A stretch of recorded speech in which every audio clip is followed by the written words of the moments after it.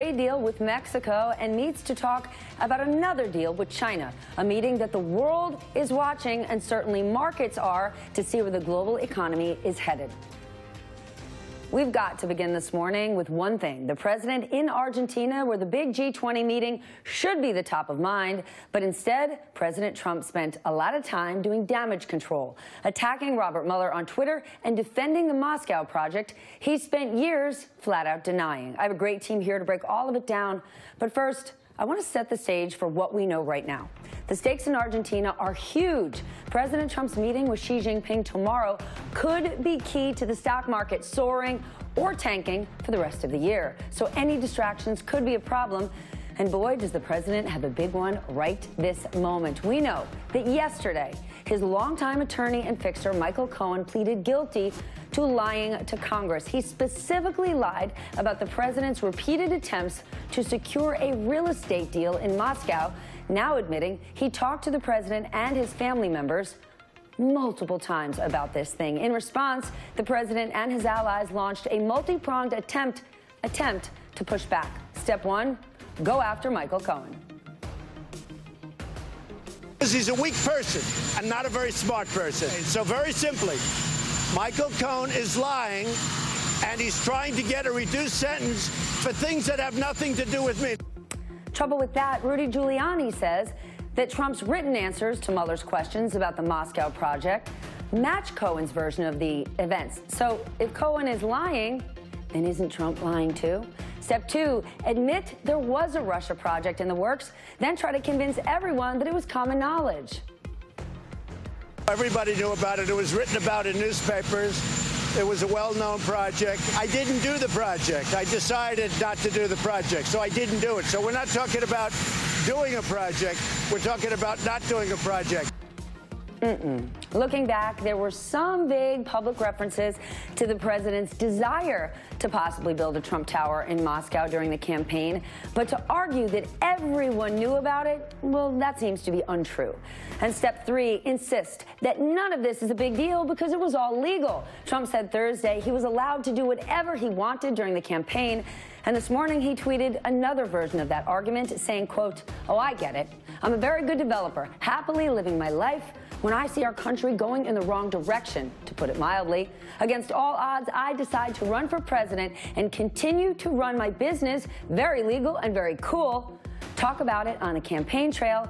I lightly looked at doing a building somewhere in Russia, put up zero money, zero guarantees, and didn't do the project. Witch hunt." Giuliani also downplayed the significance of the Russia project on Thursday, telling the Washington Post, quote, "The president, as far as he knows, he remembers there was such a proposal for a hotel. He talked it over with Cohen. As Cohen said, there was a non-binding letter of intent that was sent. As far as he knows, it never came to fruition. That was kind of the end of it."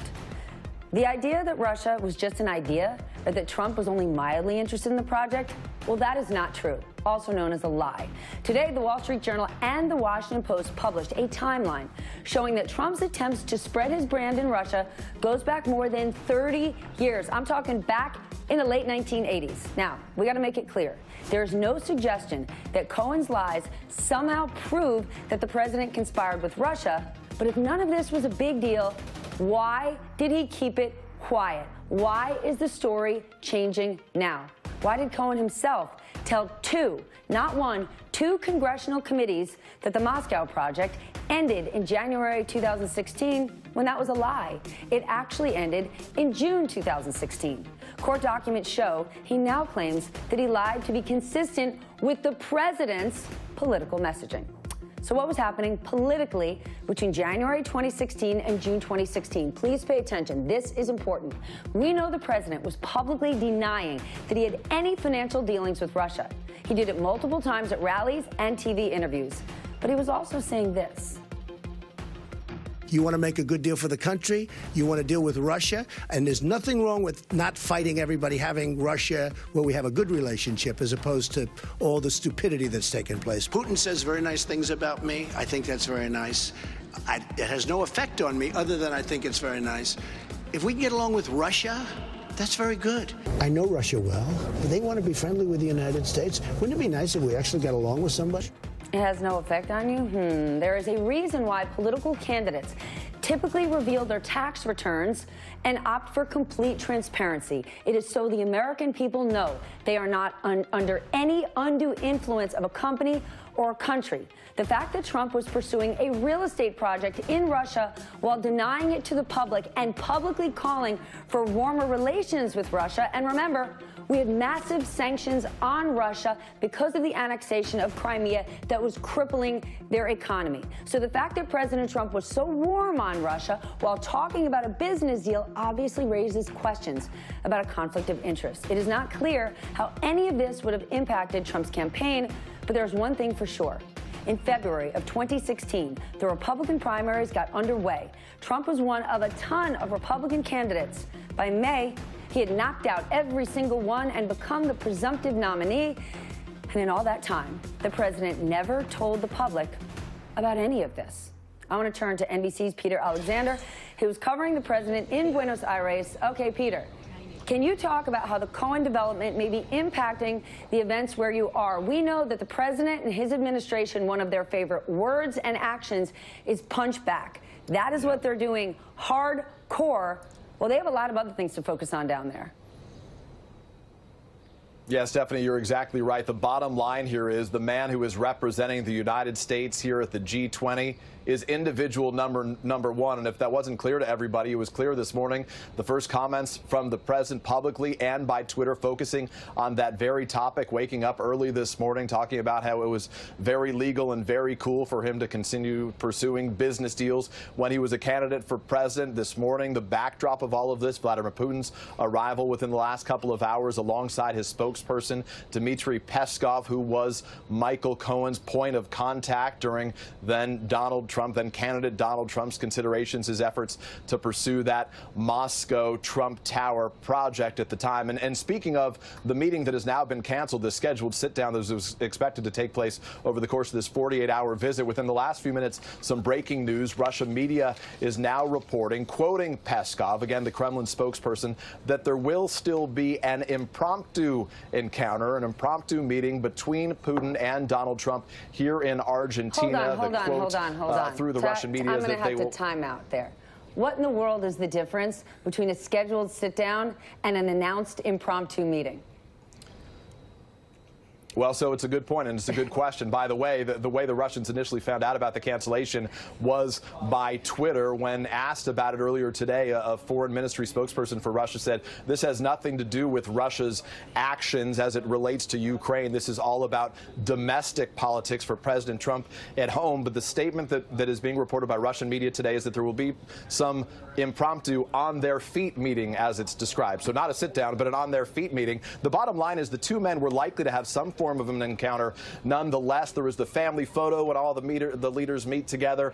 There are some other events here. There is a dinner with all the leaders behind closed doors. So it seemed very likely the two would meet, but Peskov now saying that will take place. No official response from the White House here. But the backdrop of what we've witnessed in the course of the recent days as it relates to Michael Cohen is notable. One thing that was also notable here is the sort of diminished view of President Trump, as it were. The arrival ceremonies here were striking. President Xi, who's going to have what could be a difficult meeting with President Trump on Saturday, received a military band and the red carpet treatment. The Crown Prince of Saudi Arabia, Mohammed bin Salman, received the red carpet. But when President Trump arrived late last night, no military band, no red carpet. Stephanie?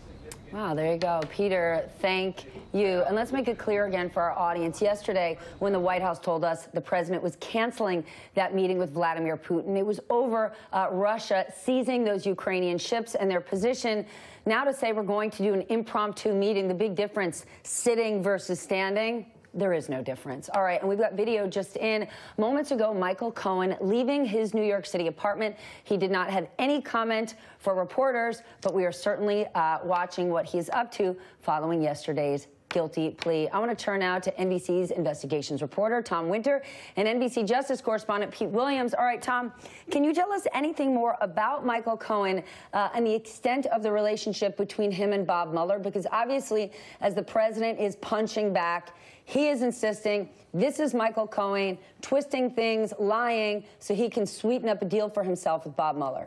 Well, what we know from the court documents yesterday, Stephanie, is that people from Bob Mueller's team, or actually perhaps the special counsel himself, Robert Mueller, met with Michael Cohen 7 times. And these meetings first started back in August, actually August 7th, almost 2 full weeks before Michael Cohen pled guilty to charges in a separate case that was filed in New York. So we know that these meetings have been going on for a long time, Stephanie. We know that there's been 7 of them.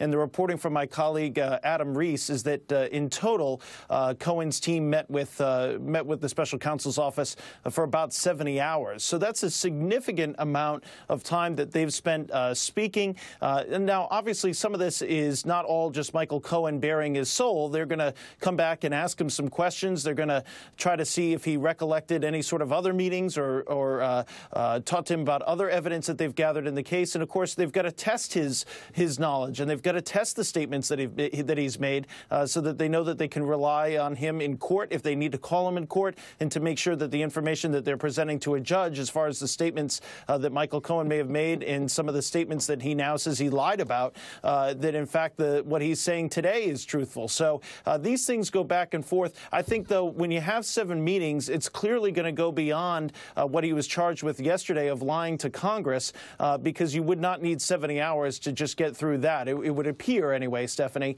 So that's something we're going to have to watch, is what else did he tell them? What else did they discuss? And what other evidence and things did he bring to them? I think that was a little bit of a significant revelation in the court paperwork yesterday. 70 hours. There is nothing.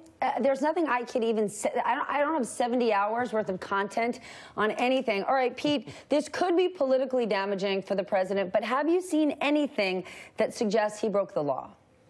No, and would it seem that the exposure here for others is whether they, too, lied to Congress. So that really is what we learned from the Cohen documents.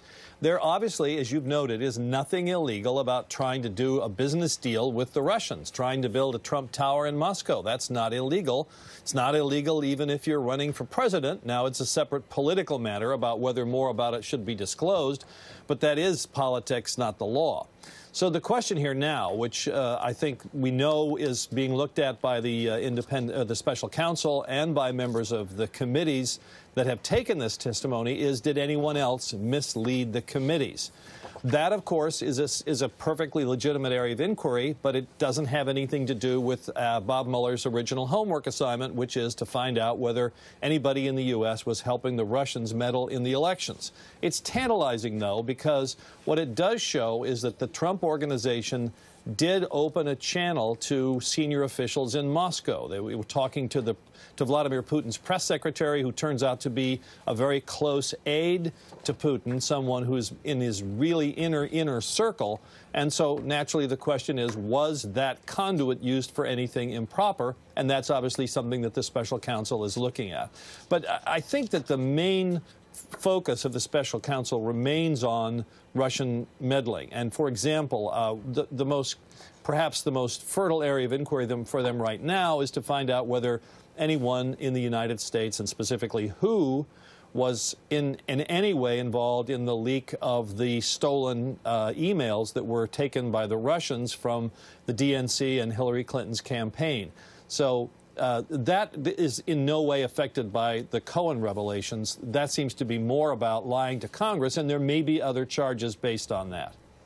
All right, Pete, Tom, thank you. I mean, so strategy punchback is call your accuser or the guy who turned on you a liar, insist you weren't hiding anything, and then step 3, even if you were hiding anything, it doesn't matter, it's all legal. I need to find out if it does matter. I want to bring in, I certainly think it does. I want to bring in my panel, Cynthia Aksne, former federal prosecutor and MSNBC legal analyst, Jeff Jacobowitz, a partner at the law firm of Arnold Golden Gregory. He represented several White House employees during the Clinton scandals, Elise Jordan, a contributor to Time magazine and a former aide to the George W. Bush White House, and my friend Jason Johnson, politics editor at TheRoot.com. All right, Cynthia, here's one I don't get. President says Cohen is a liar, but the president's attorney, Giuliani, says Cohen and Trump are telling the same story about the Moscow project. How does that work? It's a little he went that away game, and it's not going to work, is the short answer.